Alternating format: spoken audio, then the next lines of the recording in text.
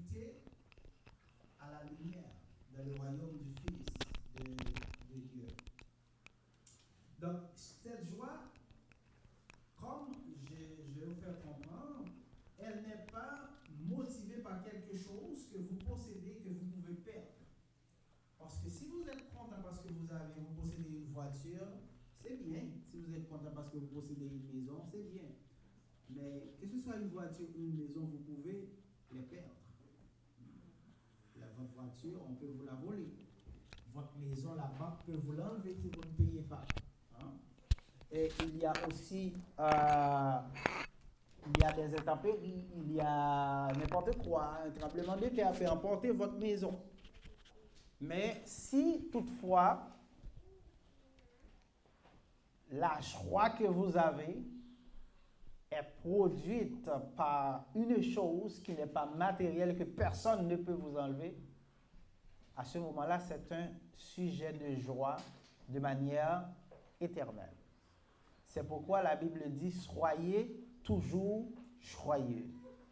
La joie que nous éprouvons doit être une joie éternelle, constante. Pourquoi? Parce que l'objet de cette joie est immuable. Nous rendons gloire à Dieu, parce que ça doit venir de l'intérieur de notre âme, puisque nous servons Dieu, nous louons Dieu à partir des expressions qui viennent de notre âme. Et c'est ce qui est confirmé par David lorsqu'il dit en Psaume 103, paragraphe 1er, « Mon âme bénit Yahweh, et que tout ce qui est en moi bénisse son Saint-Nom. » Donc c'est par notre âme que nous nous élevons à Yahweh, que nous rendons gloire à Yahweh, que nous honorons Yahweh. Si notre âme est triste, il est impossible d'être en joie. Et donc, il est impossible de rendre gloire à Yahweh. Et nous ne pouvons pas nous acquitter valablement de notre devoir de chrétien d'adorer et de louer Yahweh. Paul, en Philippiens 2, paragraphe 2, dit « Rendez ma joie parfaite », c'est-à-dire « complétez ma joie ». « Plerosate mouten karan ». Donc, plerosate, impératif de plero. Plero, c'est un verbe qui signifie remplir au sens dénotatif, mais si on explore beaucoup plus le sens connotatif, on va voir qu'il a le sens de ajouter à ce qui manque. Donc, la joie de l'apôtre était incomplète par le fait qu'il y avait des croyants qui ne marchaient pas dans la droiture, qui confrontaient des difficultés dans la foi. Donc, le prédicateur ne peut pas être content dans la joie parfaite lorsque dans la communauté, il y a des gens qui vivent dans le péché ou bien qui ne marchent pas selon la volonté de Dieu. Ce n'est pas normal. Il ne peut pas être content parce que son travail, c'est d'exhorter afin que tout un chacun puisse marcher selon la doctrine de Christ. Donc, il a dit, l'apôtre des païens avait constaté que la joie des Philippiens n'était pas parfaite. Donc, il les invitait à compléter leur joie car l'apôtre, comme je viens de le mentionner, était un peu contrarié à cause de leur manque de joie. Parce que souvent, les choses qui se passent dans notre vie nous enlèvent la joie de vivre. Souvent, il y a une expression que j'entends souvent certaines personnes tenir. C'est dans la langue vernaculaire, je ne sais pas comment, et je peux traduire ça en français, mais je vais le dire à la sauce. Nabgoumé à la vie. J'entends des croyants, des chrétiens qui disent ça, mais ça vient comme un automatisme. Nabgoumé, on se battra avec la vie, mais qu'est-ce que la vie vous a fait? Pourquoi vous vous battez avec la vie? C'est des expressions qu'on ne doit pas utiliser parce que c'est des expressions à connotation négative. Nous devons nous répéter, nous dire des choses positives. Et inconsciemment, la majorité des choses que nous disons, les mots que nous prononçons, ce sont des mots négatifs. Et ces mots ont un impact important sur notre personne, sur notre humeur, notre caractère, notre comportement. Donc, il est important de faire attention aux mots que vous prononcez, aux paroles qui sortent de votre bouche. Parce que vos paroles déterminent votre vie. Vos paroles déterminent le style de vie que vous avez. Au lieu de regarder toujours le côté négatif de quelque chose, servez-vous des épreuves, des difficultés pour améliorer la situation. Le problème, c'est que tout le monde a des problèmes. Mais il y a deux catégories de personnes. Ce n'est pas ce que vous confrontez, ce à quoi vous êtes confrontés. Ce n'est pas les problèmes que vous avez dans votre vie qui arrivent sur votre route qui sont importants. Ce n'est pas les problèmes qui posent un problème. C'est la façon dont nous gérons ces problèmes qui posent un problème des fois. Donc, c'est la façon dont nous répondons aux difficultés, aux challenges, l'anglicisme entre parenthèses. C'est la façon dont nous gérons ces problèmes qui détermine qui nous sommes. Vous allez trouver deux personnes différentes qui, chaque a une mentalité différente. Ces deux personnes-là sont confrontées au même problème.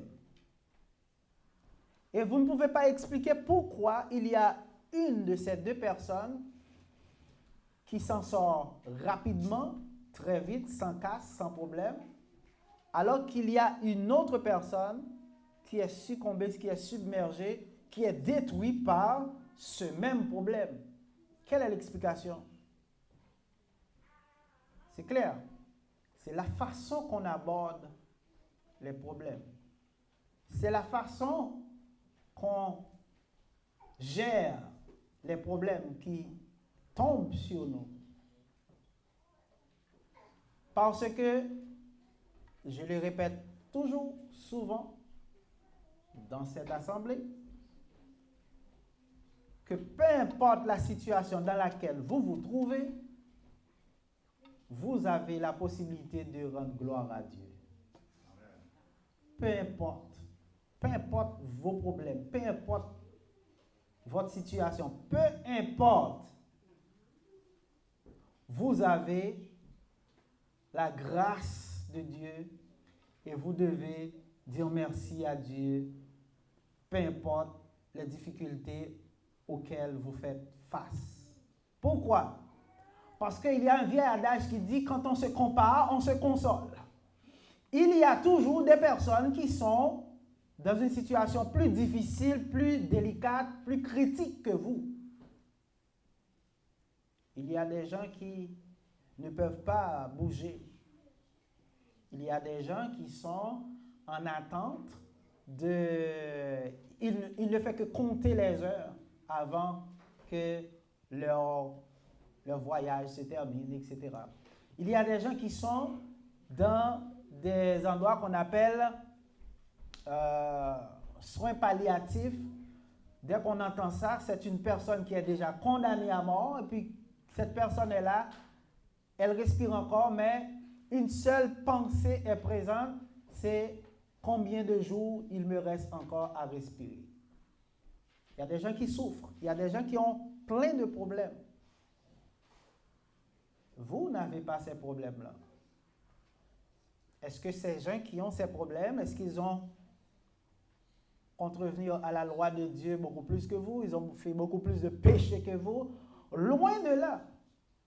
Loin de là. Quand on est malade, ce n'est pas parce qu'on a fait quelque chose contre Dieu qu'on est puni. Non, la maladie, c'est quelque chose qui tombe sur n'importe qui. Mais ce qu'il faut savoir, c'est la façon dont vous allez accepter cette maladie, que vous allez réagir face à cette maladie. Il y a beaucoup de gens qui sont morts avant l'heure qu'ils devaient mourir. Pourquoi?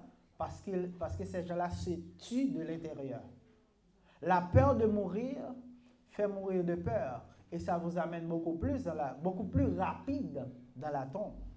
Quand vous n'avez pas la capacité d'accepter les épreuves et de les surmonter. Mais vous ne pourrez jamais les surmonter si vous n'avez pas cette force qui est disponible, qu'on appelle Dieu en vous. Si vous n'avez pas Dieu dans votre vie, c'est facile, on va lâcher prise. Et même des gens qui prétendent avoir Dieu abandonnent souvent. Donc dans la vie, il ne faut jamais abandonner. Et c'est la première chose que vous dites quand vous faites face au problème qui va déterminer le reste. Vous arrivez chez un médecin, on vous donne un diagnostic terrible, vous êtes foudroyé, etc. Mais à partir de ce moment, tout le reste de votre vie va dépendre de la façon dont vous avez reçu ce diagnostic, de la façon dont vous comportez face à ce problème que vous vivez et que vous n'avez aucun contrôle dessus. À ce moment-là, il faut juste remettre tout à Dieu. Parce que si Dieu vous a laissé tomber dans cette situation, il sait pourquoi il vous laisse dans cette situation. Il a un plan pour vous. Ça, il faut toujours le croire. Il a une raison parce qu'il ne va pas vous laisser tenter ou bien persécuter ou bien bouleverser au-delà de vos capacités. Il va toujours, avec les difficultés, frayer un chemin pour vous permettre de vous en sortir si telle est sa volonté.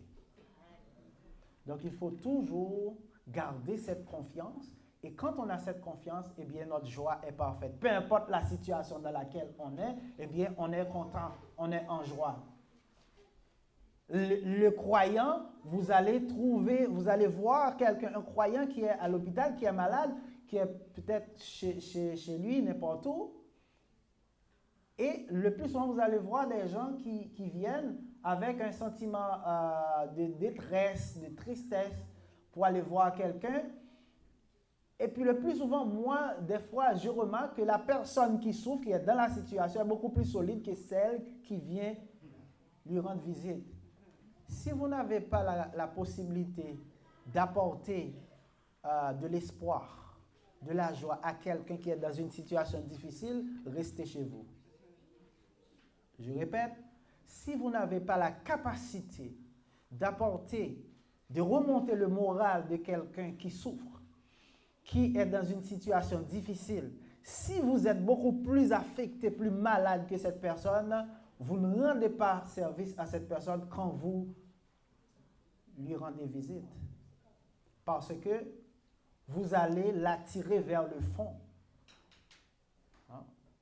Moi, je raconte toujours cette anecdote d'une dame dans mon village natal qui venait souvent quand ma grand-mère, c'était une amie de ma grand-mère. Et puis cette dame était tellement, je ne sais pas, ultra super sensible. Elle prenait toujours, elle endossait, je ne sais pas, c'était sa façon. Quand elle vient vous voir que vous avez un problème et que elle ne peut pas venir que vous, pour que vous puissiez, elle ne vient pas, quand elle part, vous allez être beaucoup plus attristé que quand elle était venue. Parce que dès qu'elle arrive, elle commence à se plaindre. Elle commence à se plaindre, elle commence à pleurnicher, à larmoyer, etc. Comment Mina, qui cause ça, vitito? Quand des problèmes sautent, on me dit qu'on n'a pas besoin de venir, pas besoin de venir. Mais là, il est plus affecté que les gens qui ont des problèmes. Donc, il faut apporter quelque chose de plus. Il faut booster le moral de la personne qui est malade pour lui donner la joie. Écoutez, malgré que vous êtes comme ça, sachez que Dieu ne vous abandonne pas. Et si Dieu vous laisse dans cette situation, tomber dans cette situation, c'est parce qu'il a un plan pour vous. Il ne faut jamais abandonner. Amen. Si vous ne pouvez pas tenir ce genre de discours devant une personne en difficulté, si vous allez la rendre visite, faites-la. Faites des gestes de la tête. Parce que vos paroles ont un effet. Les paroles ont des pouvoirs. Ils ont des pouvoirs pour améliorer la situation d'une personne, psychologiquement, mentalement et même physiquement. Et elles ont aussi la capacité de détruire une personne. Faites bien attention aux conseils que vous donnez aux gens. Parce que souvent, les gens sont toujours prêts à donner des conseils. Et souvent, ceux qui n'ont jamais rien expérimenté dans leur vie, là, ce sont ceux-là qui sont des directeurs de conseils. Ils vont vous donner tout type de conseils. Imaginez quelqu'un qui est cassé à l'extrême, qui n'a pas du tout d'argent, qui n'a jamais su comment créer de la richesse. Ben, vous parlez par exemple d'un projet ou de quelque chose que vous voulez réaliser à cette personne. Fais attention, oui. Parce que nous te connaissons au monde. Qui t'es amis avec un cousin, papa. Et moun ça, il te gagné un moun loin qui te fait un bagage comme ça. Et pas de l'argent le perdu. Quand il y a la main ou même qui pas connaît qui sont nouveau, ou a coûté conseil dans mes moun ça. L'on prend conseil dans mes moun. L'on achète conseil au monde ou acheter style de ville tout. Si moun ça veut sembler ou gens la vivre l'autre même vivre comme ça tout prend conseil. C'est une bagage pour estimer si conseil moun nan ba ou s'il valable ou pas. Parce que conseil moun nan ba ou ça vaut rien, zéro. Parce que si ça valait quelque chose, ça ne s'appellerait pas conseil, ça s'appellerait consultation et vous auriez payé pour l'avoir. Les conseils qui sont bons, que vous devez prendre, ce sont des conseils que vous auriez dû payer pour les avoir. Mais pas des conseils. Tous les conseils gratuits, ce sont des conseils sans valeur. Parce que tout ça rejoint en veux-tu en voilà comme ça, il n'a pas de valeur. C'est des bagages qui sont rares, qui ont valeur. Donc la connaissance est rare. Donc, faites bien attention de qui vous prenez vos conseils. Si vous voulez nager, vous n'allez pas voir quelqu'un qui n'a jamais mis les pieds dans la mer, dans l'eau. Quelqu'un qui a peur de l'eau. Vous voulez nager et puis vous prenez quelqu'un qui a peur de l'eau pour vous montrer à nager. Comment cette personne va vous montrer à nager? Cette personne n'a jamais été dans l'eau. Vous devez choisir quelqu'un qui sait nager, qui vous montre à nager. Hein? Si vous voulez boxer, hein? Vous n'allez pas trouver, par exemple, je ne sais trop, un mécanicien pour vous apprendre à boxer.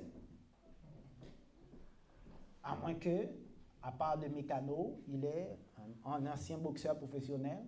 Mais mon point, c'est que vous devez prendre quelqu'un qui sait ce qu'il fait, qui a déjà fait ses preuves, pour vous aider. Mais souvent, avec nos conseils aussi, nous aussi qui sommes parents, nous détruisons sans le savoir, en pensant que nous aimons nos enfants, nous mettons de mauvaises croyances dans leur tête et nous maganons leur avenir. En ce sens que nous les inspirons des peurs. Les peurs que nous avons, nous les transmettons à nos enfants. Hein? Nous avons eu des peurs que nos parents nous ont transmises. Et nous transmettons aussi ces peurs à nos enfants. Nous sommes paresseux, eh bien nos enfants vont être aussi paresseux. Nous ne voulons pas faire plus que le minimum. Nos enfants ne vont jamais pouvoir se dépasser non plus. Ce n'est pas sans raison que vous allez voir, généralement, les enfants, disons 80%, font toujours ce que font leurs parents.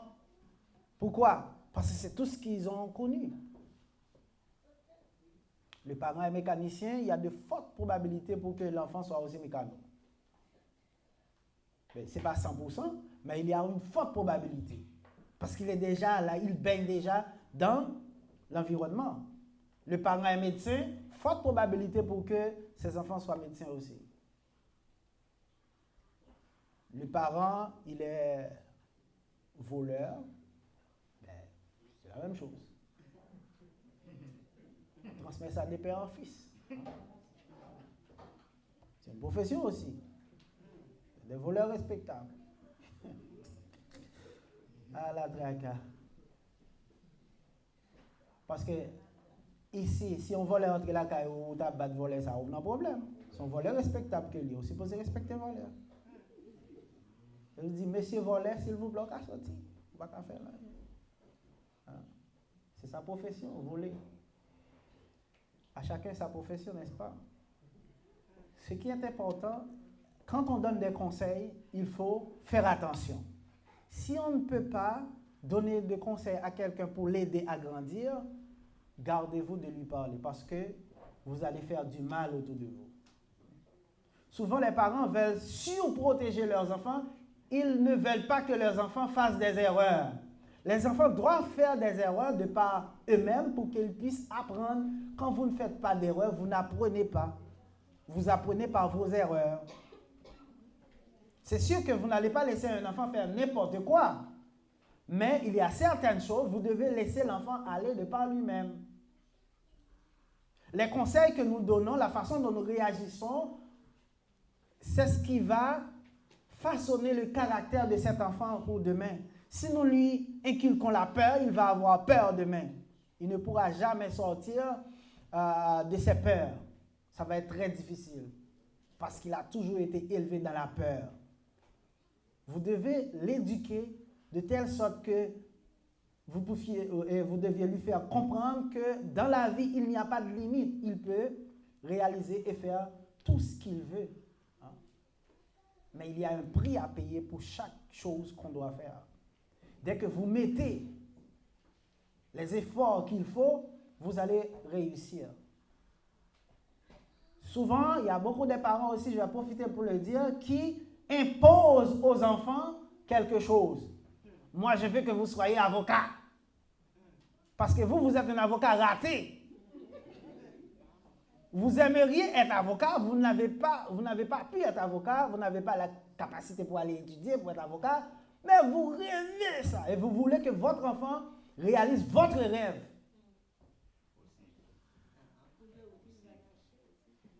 Ben, un enfant obéissant, qu'est-ce qu'il fait? Il va à l'école de droit, il étudie, il apporte le diplôme, il te dit, voilà le diplôme, moi je vais faire ce que je veux. Du temps perdu, c'est déjà arrivé. Laissez l'enfant aller de par lui-même. Si l'enfant veut être électricien, ne le bousculez pas. Pourquoi je le dis? Parce que dans notre culture, dans notre croyance, on sait que pour être quelqu'un dans la vie, il faut être médecin, avocat, agronome, ingénieur. C'est fini. Pour Haïtiens, ces professions, ça va seulement gagner. Pas gagner, encore exister. C'est ça qu'il faut un pile, on a un problème ça. Parce que nous connaissons à l'école, il y a un gros diplôme, il y a pas quel diplôme qui est important. Et on est très, très intellectuel, mais cassé. Zéro dans le compte de banque. Parce que on est tellement fiers, on est tellement orgueilleux, on ne veut pas descendre de notre piédestal. On manque d'humilité. Mais il faut comprendre qu'il n'y a pas de saut métier dans la vie. Vous pouvez trouver un électricien millionnaire et vous pouvez trouver un ingénieur qui est pauvre comme Job. Qui, même s'il fait de l'argent, mais il coule sous les dettes. Donc ça n'a rien à voir avec la profession, la branche que vous choisissez. Ça a à voir avec la personne que vous êtes. Parce que vous pouvez réussir dans n'importe quoi que vous entreprenez. C'est vous qui choisissez. Et si vous voyez que la route que vous avez choisie n'est pas la bonne, eh bien, changez de voie. Faites un U-turn, c'est possible. Question? On parle de la joie. Pour que vos enfants puissent être en joie, ne les imposez pas vos pensées. Guidez-les, mais laissez-les aller de par eux-mêmes. Comme ça, ils vont être en joie et vous allez aussi être en joie. Oui. Bon, d'après moi, la joie, c'est quelque chose qui inquiète les grands familles. C'est la chose la plus importante qui inquiète cœur qui rend fin lourd et contenu. La joie ineffable dont vous parlez ce matin, ce n'est pas quelque chose qui vient d'un homme à un autre homme, c'est quelque chose qui vient de Dieu. Mais est-ce que cette joie a un lien direct à quelque chose? Ou du moins, qu'est-ce que croyant doit faire pour pouvoir patauger éternellement dans cette joie? Ben, la réponse est aussi simple que vous restez toujours près de Dieu. Quand vous êtes connecté avec Dieu, vous avez cette joie. Et même si vous avez des problèmes, quand vous éprouvez cette joie, ça ne veut pas dire que vous n'avez pas de problème. Ce n'est pas du tout ça. Vous avez des problèmes, mais ce que vous avez à l'intérieur de vous est tellement plus grand que vous pouvez... c'est comme si vos problèmes n'existaient pas. Vous pouvez éclipser vos problèmes par la joie, parce que vous avez quelque chose de beaucoup plus important en vous pour accorder de l'attention aux problèmes. Parce que ce qui arrive, c'est qu'on accorde beaucoup plus d'attention aux problèmes, à ce qui ne va pas, qu'à ce qui va dans notre vie. Par exemple, quelqu'un a, je ne sais pas moi, a un petit problème. Donc, une crevaison. Il dit, il a une crevaison. Et puis, la personne a une crevaison. Cette crevaison-là a contribué à ce qu'elle soit en retard à son travail. Elle arrive au travail, contrariée. On lui demande qu'est-ce qui se passe. Ah, j'ai une crevaison. Ah, c'est pas croyable. Imaginez, là, je m'étais préparé pour venir à l'heure, avant l'heure même, mais il a fallu que ça tombe sur moi, une crevaison. C'est quoi? Il y a des gens qui ne se sont même pas levés ce jour-là, qui sont morts. Vous vous êtes réveillés, vous vous êtes levés en vie, en santé, et vous vous plaignez pour une crevaison qui est tout à fait normale. Est-ce qu'une crevaison n'est pas normale? Oui, au Québec, c'est très normal, avec les nids de poules qu'on a. C'est très normal. Mais ce qu'il faut faire, c'est qu'il faut capitaliser sur ce qu'on a de bien, de mieux en nous, et ne pas rester attaché sur ça.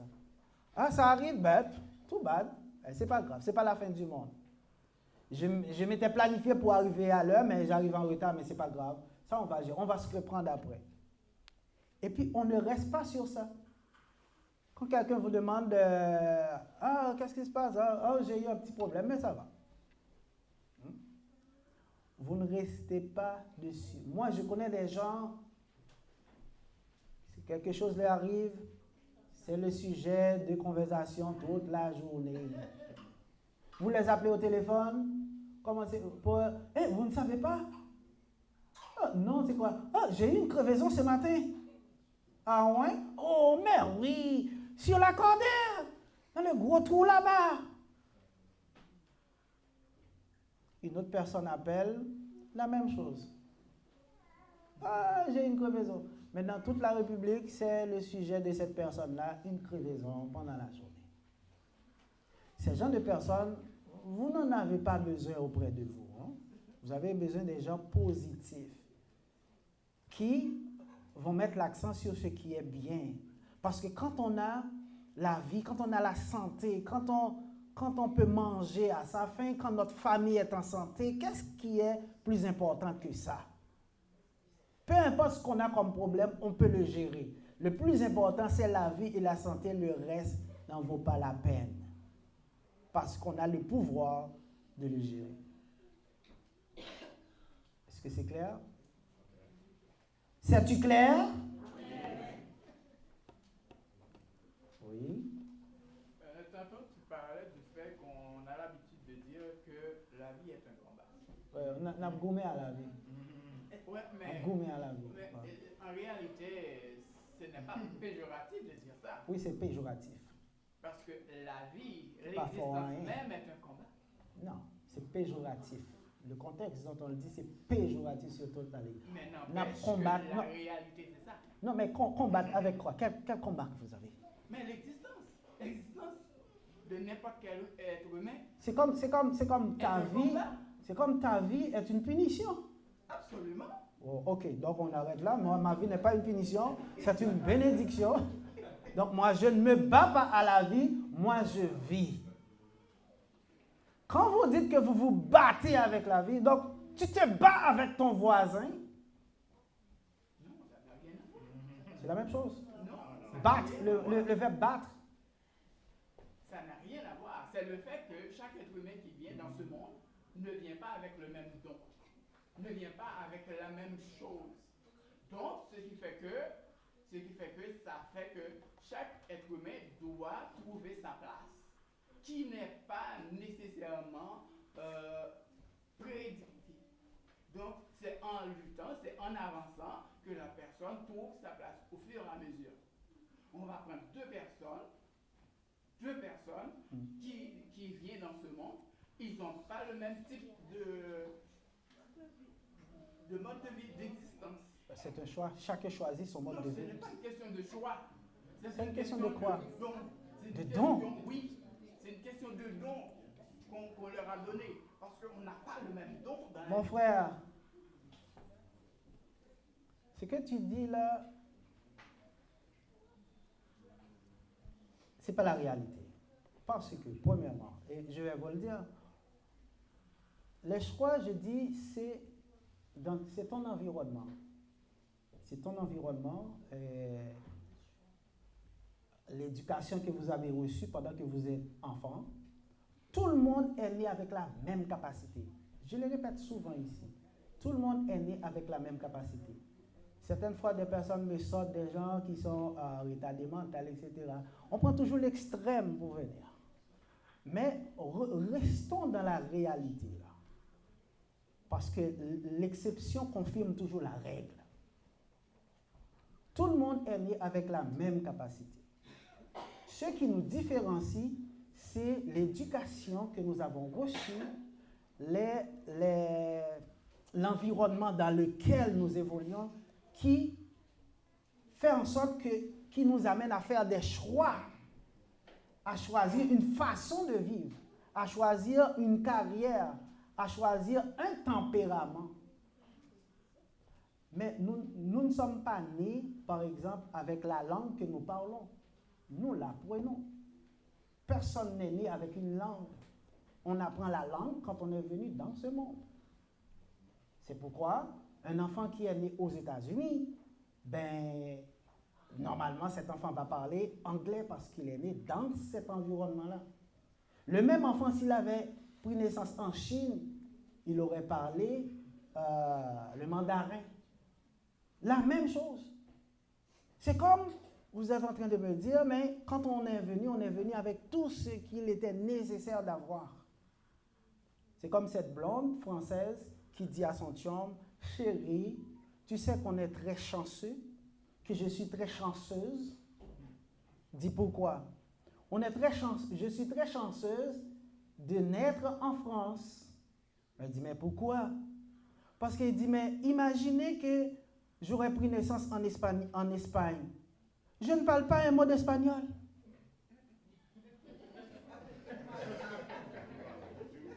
Je vois qu'il y a quelques personnes qui sont intelligentes dans la salle. Parce que tous ceux qui ne rient pas, ce sont des blondes qui ne comprennent pas la joke. La blonde dit, mais on est chanceux parce que je suis née en France. Imaginez que j'aurais pris naissance en Allemagne. Je ne parle pas un mot d'allemand. Comment j'aurais fait? Mais si tu étais né en Allemagne, tu aurais parlé l'allemand.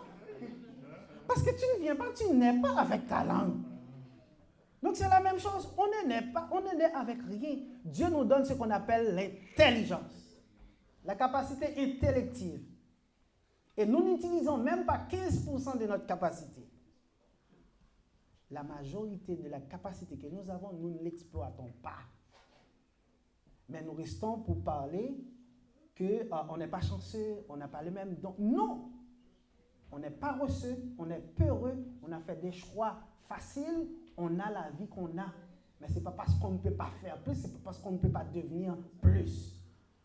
Notre choix. Tout le monde, sans exception ici, tout le monde peut changer sa vie s'il décide de changer sa vie. Tout le monde, sans exception. Oui, ça peut demander beaucoup d'investissement, beaucoup de temps, beaucoup d'efforts, mais c'est parce que vous n'êtes pas, vous n'allez jamais accepter de mettre l'effort qu'il faut pour changer la vie que vous avez. Vous êtes confortable de la vie que vous avez. Ce n'est pas parce que vous n'avez pas de chance. Ce n'est pas parce que vous n'avez pas de dons. Vous avez plein de dons. Vous avez de la grandeur à l'intérieur de vous que vous n'exploitez pas. Tout le monde a la même capacité. Et je le répète souvent ici. Je le répète souvent. Et j'ai donné souvent des exemples. Ce n'est pas l'endroit où vous avez pris naissance qui compte. C'est le choix que vous allez faire plus tard. Et frère Josmic, je remercie, qui m'a envoyé une vidéo, témoignage de quelqu'un que j'ai mis sur le groupe WhatsApp, que certaines personnes ont déjà vu. C'est l'histoire d'un garçon ordinaire qui vient d'un quartier défavorisé, qui est aujourd'hui millionnaire. Il est aujourd'hui millionnaire parce qu'il a fait un choix. Et ce qui est très important, pourquoi je l'ai mis, c'est parce que je l'ai écouté et puis j'ai trouvé que c'était inspirant. Je vais vous le raconter en quelques secondes. Il est aux États-Unis, je ne me rappelle pas son nom, il est aux États-Unis, il est arrivé, etc., très jeune. Avant, en Haïti, sa mère l'aidait, mais n'avait pas beaucoup de moyens. Il vendait des petites choses. Pour les Haïtiens, ils savent c'est quoi, ticarole. C'est comme une crème dans un petit sachet. Il vendait pour faire de l'argent. Maintenant, il est arrivé aux États-Unis, il commence à travailler dans une petite entreprise. Et il habitait dans un basement, etc., dans un endroit miteux.